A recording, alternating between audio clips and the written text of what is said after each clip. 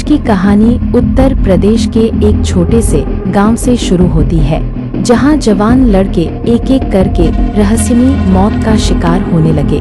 लोग कहते थे कि रात को जंगल में सफेद कपड़े पहने एक औरत दिखती है। वह पहले अपने रूप और मधुर आवाज से लड़कों को अपनी तरफ खींचती है, फिर उनके कान के पास आकर उनकी आत्मा पी जाती है।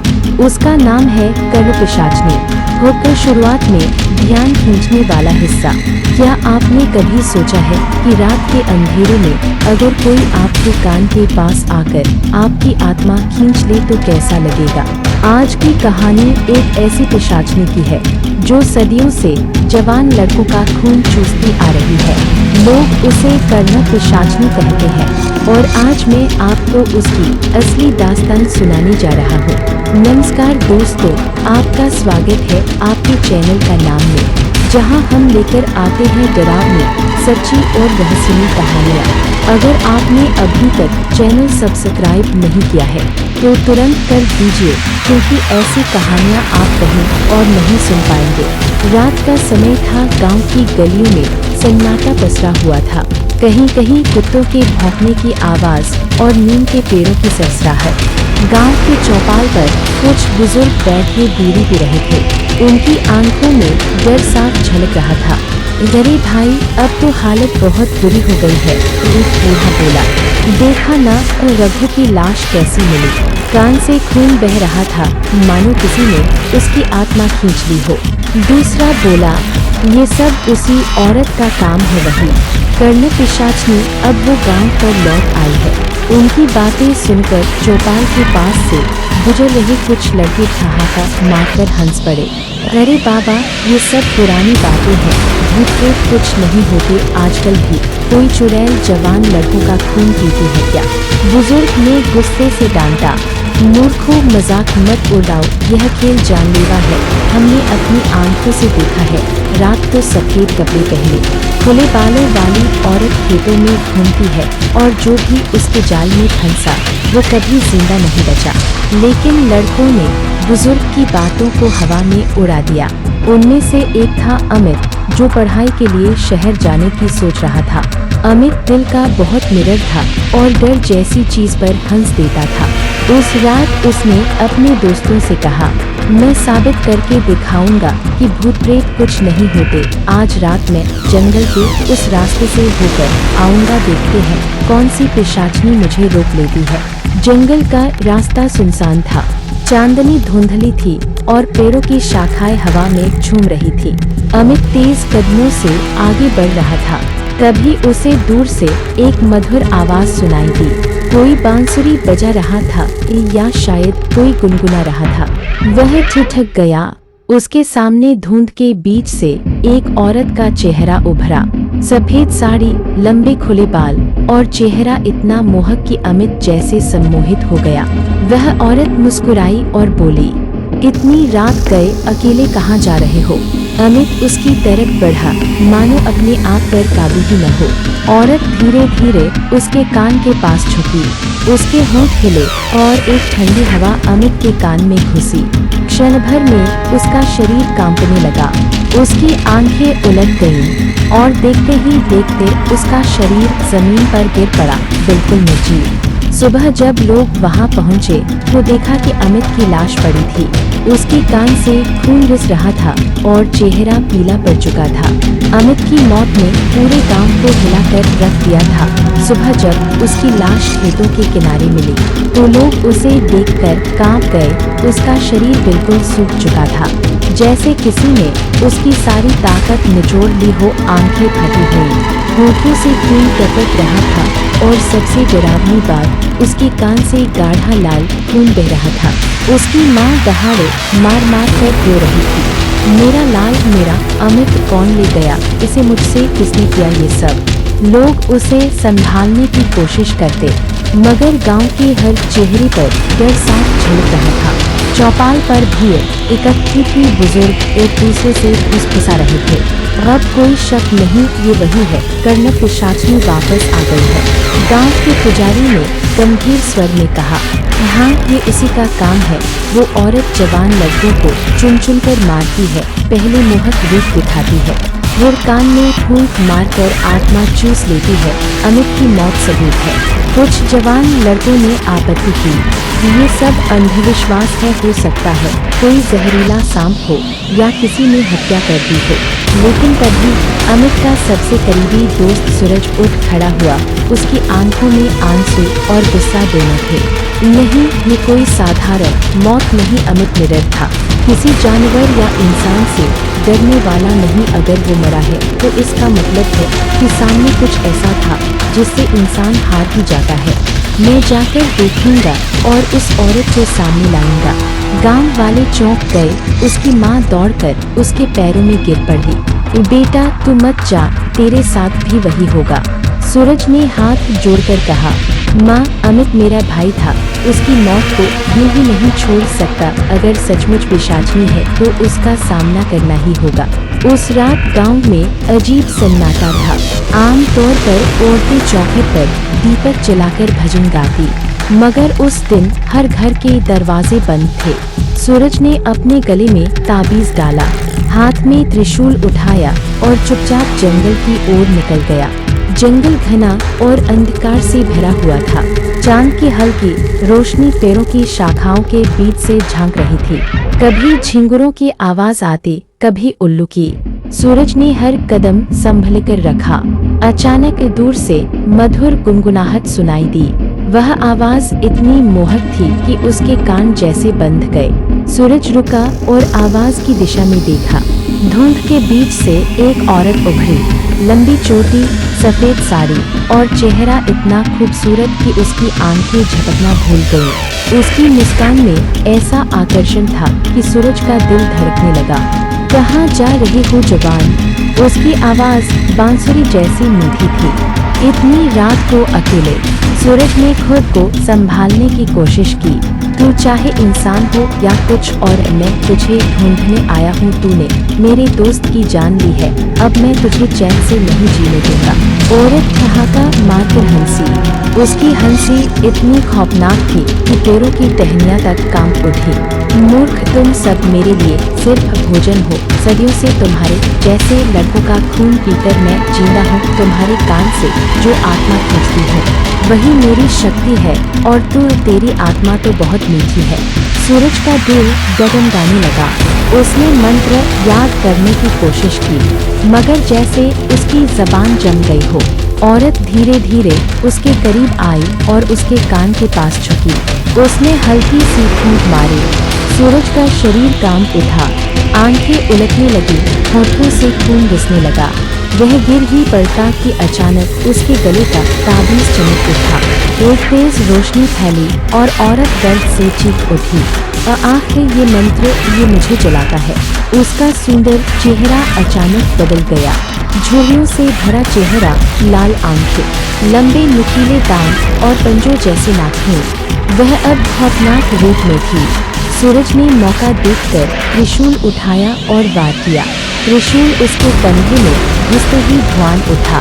पिशाचनी चीख मारती हुई पीछे हटी और अचानक भूत बनकर गायब हो गई। सूरज वहीं जमीन पर गिर पड़ा, उसका शरीर कांप रहा था।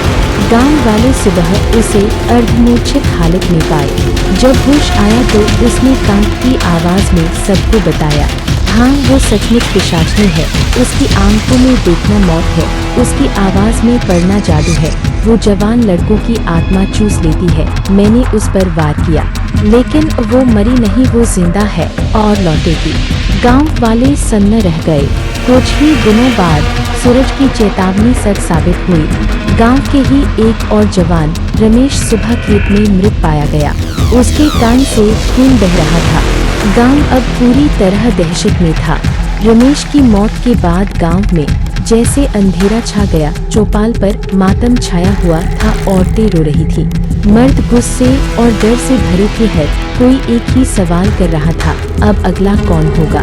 रमेश की लाश जब देखी गई तो उसका चेहरा बिल्कुल सफेद हो चुका था, होंठ सूख गए थे और कान से गाढ़ा खून बह रहा था। लोगों ने उसकी माँ की चीखें सुनी, मेरा लाल, मेरा रमेश, काश मैंने उसे रात को खेत जाने से रोका होता। बुजुर्गों ने सिर पकड़ लिया, 5 शिकार हो चुके, अब 2 और बाकी हैं। उनकी आवाज कांप रही थी। गांव के कुछ नौजवान इस बात पर बहस करने लगे, हमें मिलकर उस औरत को पकड़ना होगा। नहीं, वो इंसान नहीं है, हम उसे पकड़ भी ले तो भी वो मरने वाली नहीं। सूरज, जो पहले उसका सामना कर चुका था, चिल्ला पड़ा, तुम लोग समझते क्यों नहीं कि कोई साधारण औरत नहीं, उसके पास अलौकिक ताकत है। वो मोहक रूप दिखाकर हमें अपनी ओर खींचती है और फिर कान से आत्मा पी लेती है। मैं उसकी आंखों में देख चुका हूँ, वो मौत से भी ज्यादा खतरनाक है। गांव के लोग कांप उठे। अब सबको समझ में आने लगा कि यह कोई बीमारी या हत्या नहीं, बल्कि सचमुच कर्ण पिशाचनी का खेल है। इसी बीच गांव में एक अजंबी पहुंचा, लंबे सफेद बाल, माथे पर तिलक, हाथ में कमंडल और गले में रुद्राक्ष की माला। लोगों ने उसे देखा और दौड़कर चौपाल पर ले आए। यह है पंडित हरिदास, बड़े तांत्रिक हैं, इन्होंने कई बार भूत प्रेतों को हराया है, शायद यही हमारी मदद कर सके। हरिदास ने रमेश की लाश देखी, उसके कान को ध्यान से परखा और गहरी सांस ली। हाँ, ये काम उसी का है, कर्ण पिशाचनी। लोगों ने उनसे सवाल किया, पंडित जी, क्या उसे हराया जा सकता है? हरिदास ने गंभीर स्वर में कहा, उसका अंत आसान नहीं, उसे श्राप मिला था कि वो अमर रहेगी, लेकिन जवान पुरुषों की आत्मा के बिना जिंदा नहीं रह सकती। जब तक वह 7 आत्माएं न ले ले, तब तक उसका श्राप पूरा नहीं होता। अब तक 5 की बलि हो चुकी, अगर और 2 मरे तो वह और भी शक्तिशाली हो जाएगी और फिर कई सालों तक उसे कोई रोक नहीं पाएगा। भीड़ में सनसनी फैल गई, हर कोई अपने बेटों को बचाना चाहता था। हरिदास ने आगे कहा, उसका ठिकाना इस गांव के बाहर पीपल के पेड़ के नीचे है, वहीं वह अपनी साधना करती है और वहीं शिकार की आत्माएं कैद रखती है। लेकिन याद रखना, उसे आम हथियार से नहीं मारा जा सकता, हमें विशेष मंत्र और अग्नि की शक्ति की जरूरत होगी। उस रात गांव में माहौल और भी डरावना हो गया। लोग घरों में दिए जलाकर सोए, लेकिन जैसे ही आधी रात हुई, अचानक पूरे गांव में कुत्ते भौंकने लगे। कहीं से औरत के हंसने की आवाज आई, हाँ हाँ हाँ, आज कौन बनेगा मेरा शिकार। लोग खिड़कियां बंद कर कांपने लगे। कुछ ने दरवाजे पर पूजा की थाली रख दी। सूरज अपने घर की छत पर खड़ा सब देख रहा था। उसके कान में वही गुनगुनाहट फिर से पड़ी। उसका दिल धड़कने लगा, लेकिन इस बार उसने खुद को संभाला और हाथ में त्रिशूल कसकर पकड़ लिया। उसी वक्त उसे दूर खेतों की तरफ एक जवान लड़का दिखाई दिया, मोहन। वह किसी अजीब नशे में चलता हुआ खेतों की ओर बढ़ रहा था। सूरज समझ गया कि पिशाचनी उसे अपने जाल में फंसा रही है। वह दौड़ पड़ा, मोहन रुक जा, पीछे मुड़। लेकिन तभी धुंध से वही सफेद साड़ी वाली औरत निकली। उसका चेहरा पहले से भी ज्यादा खूबसूरत और आंखें पीली चमक रही थी। वह मोहन के बिल्कुल पास खड़ी होकर उसके कान में चुभने ही वाली थी। सूरज ने त्रिशूल उठाकर उसकी तरफ दौड़ लगाई। रुक जा पिशाचनी, औरत ने उसकी तरफ देखा और ठहाका मारकर हंसी। तू फिर आ गया, तुझे अभी मरना है। वह हवा में उड़कर सूरज के सामने आ गई। उसकी आंखें लाल चमक रही थी। इस बार तेरा ताबीज भी तुझे नहीं बचा पाएगा। सूरज कांप रहा था, लेकिन हार मानने को तैयार नहीं था। मोहन बेहोशी में गिरने ही वाला था। रात गहरी हो चुकी थी, आसमान पर काले बादल छा गए थे और हवा में अजीब सी ठंडक थी। चारों ओर धुंध इतनी घनी थी कि 10 कदम आगे भी कुछ साफ दिखाई नहीं दे रहा था। मोहन जैसे सम्मोहन में चल रहा था, उसकी आंखें आधी बंद थी और होठों पर एक अजीब सी मुस्कान। कर्ण पिशाचनी उसके सामने खड़ी थी, इतनी खूबसूरत कि कोई भी उसे देखकर अपना होश खो दे। उसकी मुस्कान में जादू था और उसकी आंखों में मौत। आ मेरे पास आ, उसने धीमे स्वर में कहा, तुझे वो सुख मिलेगा जो इस धरती पर किसी और से नहीं मिलेगा। मोहन जैसे कठपुतली सा उसके पास खींचता चला गया। सूरज दौड़ता हुआ पहुंचा, उसने त्रिशूल को और कसकर पकड़ा और चिल्लाया, रुक जा, उसे मत छूना। पिशाचनी ने अपना सिर घुमाया और सूरज को देखा। उसकी आंखों में ऐसी आग थी कि सूरज का दिल एक पल के लिए रुक गया। तू फिर आ गया, तुझे बार बार मौत से वापस भेजना मुझे अच्छा नहीं लग रहा। वह हवा में तैरती हुई अचानक सूरज के सामने आ गई। उसकी गति इतनी तेज थी कि सूरज के पास प्रतिक्रिया करने का समय ही नहीं था। उसने सूरज की गर्दन पकड़ ली और फुसफुसाई, आज तेरी आत्मा में पी जाऊंगी। उसके दांत पड़ गए, आंखें पूरी तरह लाल हो गईं और चेहरे पर खूंखार छाया फैल गई।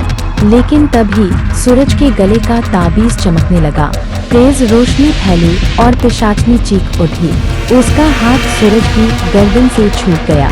सूरज ने हिम्मत करके त्रिशूल सीधा उसके सीने की ओर घोंपा, लेकिन पिशाचनी बिजली की तरह पीछे हट गई। त्रिशूल बस उसके कपड़े छुपाया, जिससे हल्का धुआं उठा और जलने की गंध आई।